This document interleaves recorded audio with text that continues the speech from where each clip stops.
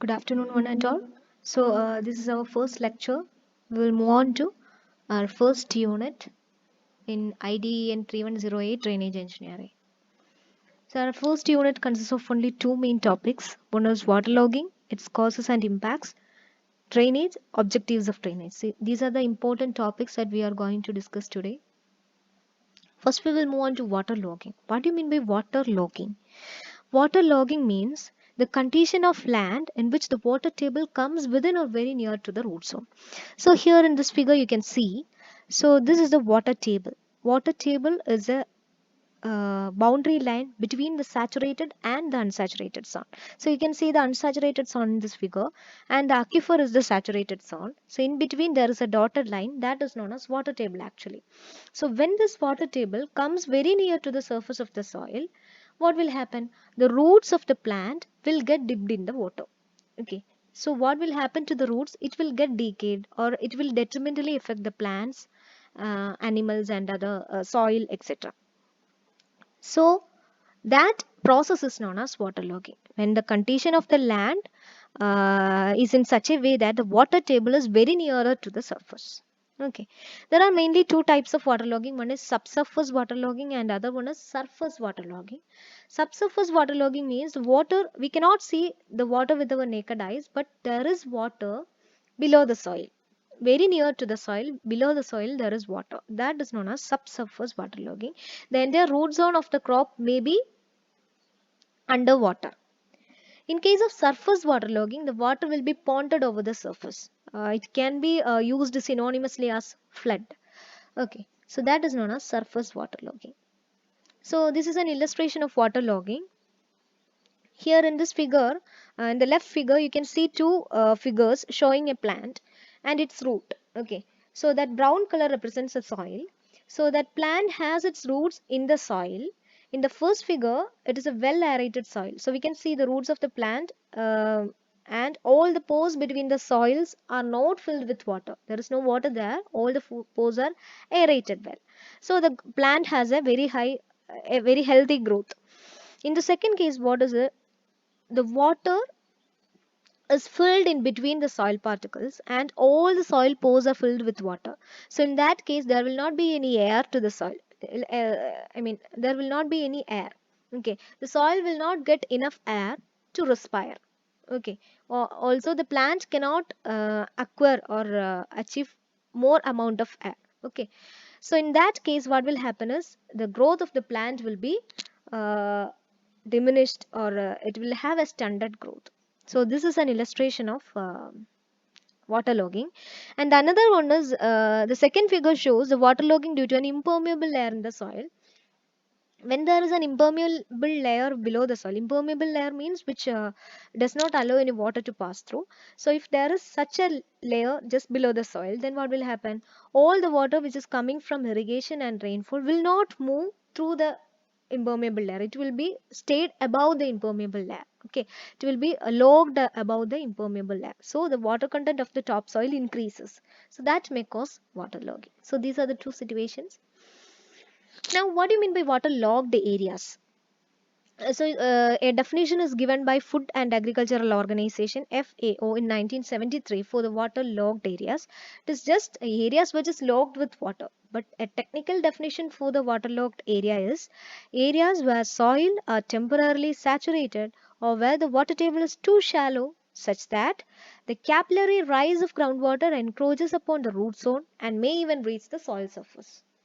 Wherever the water is soil is temporarily saturated. Saturated means all the pores are filled with water. And wherever the water table is too shallow, the depth of the water table is very low, such that when capillary rise occurs in the water, what will happen when capillary rise occurs? The water will reach the root zone. So in that case, that type of area is known as waterlogged area. So surface waterlogging we have already discussed. Now, the waterlogging is classified into different types by the Ministry of Water Resources. Government of India has classified the waterlogged areas into three: waterlogged area, potential area for waterlogging, and safe area. When the water table is below 2 meter from the land surface, then it is known as waterlogged area. within 2 meter. When it is between 2 to 3 meter, it is known as potential area for waterlogging, and when it is below 3 meter, it is known as safe area. So when it is below 3 meter means it is not nearer to the root zone. So in that case, we can say it as a safe area. It is safe for crops and soil. And another classification is given by Bhattacharya and Michael.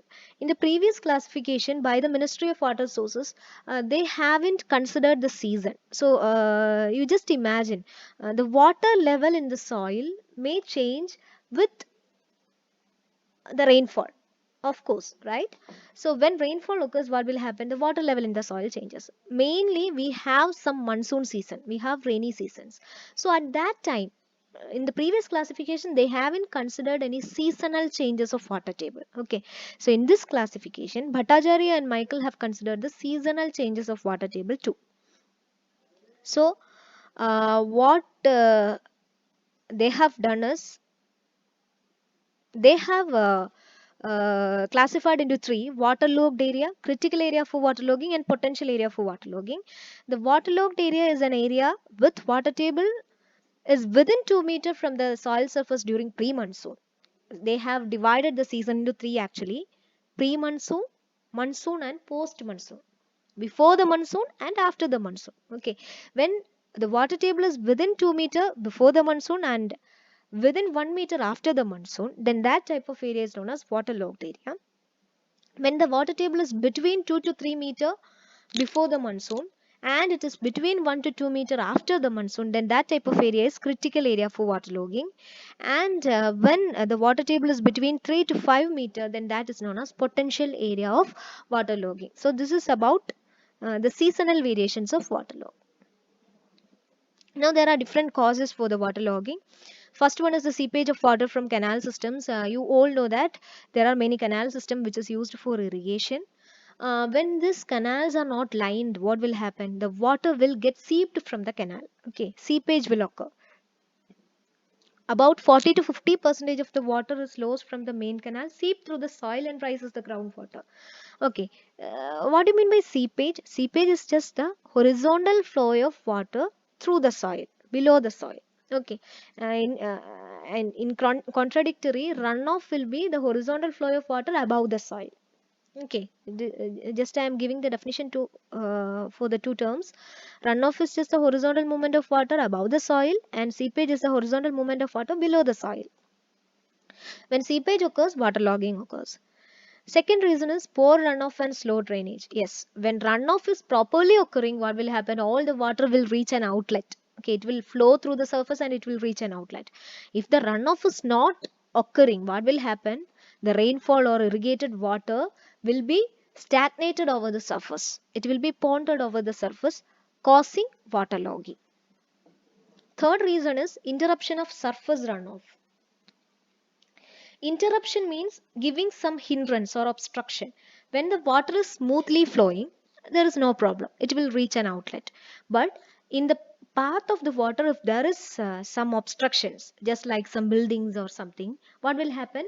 The flow of the water will be restricted and it will be ponded at the upstream side. So that will cause waterlogging. Another important factor is rainfall. When heavy rainfall occurs, what will happen? That rainwater will percolate down the soil and it will cause waterlogging. Flood. Flood is another important reason. When flood occurs, all the soil pores will get saturated and it will cause waterlogging. And poor water management. If the water is not scientifically used, then it can lead to waterlogging. For example, irrigation practices. If you are using the irrigation practice which have to be given to paddy, to a vegetable, what will happen? Ponded infiltration is given to paddy. If you are giving ponded infiltration to vegetable, what will happen? Water will get logged. Okay, the surface soil will get clogged with water. So these are the main causes of waterlogging. And another cause is by breaking hard pan at a canal bed. If there is a hard pan or impermeable layer below the surface of the soil, if you are breaking that layer, then what will happen? The water from the groundwater will come to the top layer of the soil, which will cause waterlogging. Another important reason is railway lines and roads. The construction of railway lines and roads will cause waterlogging. So these are the main causes of waterlogging. Now we will see the impacts of waterlogging. How the waterlogging will affect the crop, soil, environment, etc. That we will see. So you all know that waterlogging means water is saturated. Water will saturate all the pores of the soil. So there will not be any oxygen to the soil. Actually, the soil needs some oxygen. Okay. So when water fills all the pores, there is no space for oxygen. So the aeration of the soil will decrease. That will affect plant, soil, etc. Okay. So that is the main. These are the main impacts of waterlogging. We will. You can just read these impacts. We will move on to each of them in detail. So the another important impact of waterlogging is it will cause salination. How it will cause salination?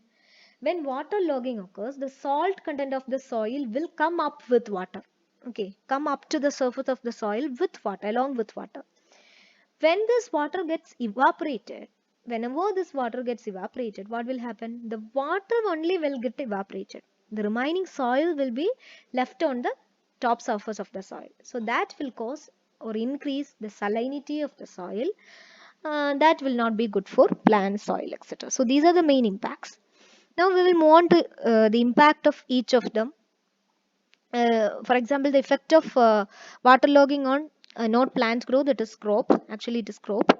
Effect of waterlogging on crop, not plant growth. It is actually soil. I'm sorry. So it is soil. Effect of waterlogging on soil. How it will affect the soil? It will reduce the soil temperature first. You all know that when water is there, the temperature will decrease. Okay, when the soil temperature decreases, what will happen? Some useful microorganisms cannot live. That will affect the soil. Poor soil structure. The second impact is poor soil structure. Of course, the structure of the soil will be lost. Lack of aeration, it is another thing. The soil needs a sufficient amount of oxygen. Okay, in case if oxygen is not present, the useful organisms will not be there. Another important impact on soil is soil salination. The good quality soil will get salined or salinized by means of this waterlogging.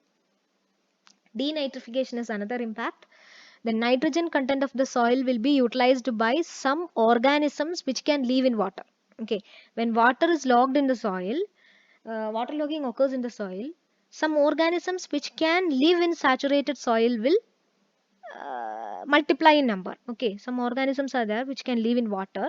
They will multiply in number. Some microorganisms. Okay, so they will use all the nitrogen content of the soil. So that causes denitrification and retarded cultivation. So it is difficult to operate the farm machineries over the soil when it is waterlogged. Only puddling can be done. So these are the main impacts of waterlogging on soil properties. Next, effects of waterlogging on crops. It will affect the crop growth very much. First one is growth of weeds. Instead of good crops, weeds will grow more. Limited exchange of oxygen. The plants cannot get much oxygen from the soil due to its depletion. Oxygen depletion is another thing. When oxygen is less, carbon dioxide will increase. Okay, that is the limitation, the limited exchange of gases. And when oxygen depletion is there, plant cannot grow properly. An oxygen diffusion rate of 4 into 10 raised to minus 7 gram per centimeter square per minute is necessary for normal plants. If that much oxygen is not available, then what will happen? The plant cannot grow much healthily. Loss of cash crop. Of course, all the crops have some economical importance. When it cannot grow healthy or it cannot produce much yield, it will decrease the economical viability. And diseases, there are more chances of occurring of diseases. And salinization of soil, that means 5000 ppm is the maximum amount of salinity that can be what is that, beared by a soil, that a soil can tolerate. Okay, above which the soil will, crop will die. Okay, so above this salinity the crop cannot grow. So these are some impacts of plants due to waterlogging. Impacts on plants due to waterlogging. Now, how it will affect environment? It will affect in three ways. One is natural calamities like flood. Waterlogging may cause flood. Another one is the increase in water will cause the breeding of mosquitoes, which in turn increases the amount of contagious diseases. So contagious diseases will increase due to the breeding of mosquitoes. Another important effect of waterlogging is it will affect the crop growth, which will in turn affect the economic sustainability or environmental sustainability. Okay, so these are the impacts of waterlogging on environment. Now, the main solution for decreasing this waterlogging is drainage. Drainage is the main solution. The word drainage actually means the removal of excess water. Waterlogging occurs due to the presence of excess water.